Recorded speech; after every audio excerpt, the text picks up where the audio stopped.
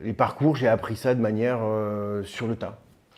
Alors, je dirais que j'avais, c'était de manière intuitive, de manière très chaotique. J'ai réussi à construire une trame narrative sans savoir que elle faisait partie de certaines trames narratives déjà étudiées par les Américains. Et j'ai perdu du temps à travailler de manière instinctive, mais sans vraiment règles, sans règles aucune, quoi. J'ai écrit un plan comme c'était une histoire vraie. C'était l'histoire d'un voyou qui avait intégré des terroristes d'extrême gauche dans les années 70 et c'était un voyou manipulé par les services secrets. Donc c'était une histoire vraie.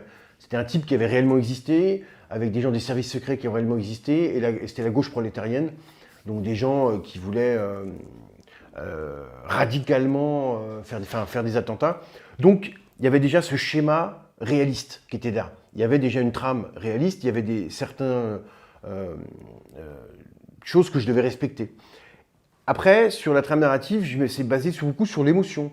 C'est-à-dire que je sentais qu'il fallait qu'il y ait un élément déclencheur, je sentais qu'il fallait qu'il y ait un voyage, qu'il quitte sa famille, je sentais ça, mais je sentais qu'il y avait un plan. Alors je faisais des têtes de chapitres, mais pas des plans, vraiment des structures narratives comme vous le faites, mais plutôt par chapitre. Bon, bah, ce chapitre, il va se passer ça, le chapitre d'après, il se passe ça, il se passe ça. Et le type avait été voyou, il était allé en prison, recruté par les services secrets, c'était devenu une star, et après il était mort à 27 ans.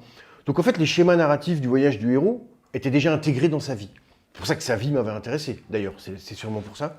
Donc les schémas narratifs ont été faits en amont, j'ai beaucoup jeté quand même, mais c'est la réalité qui m'a servi de canevas.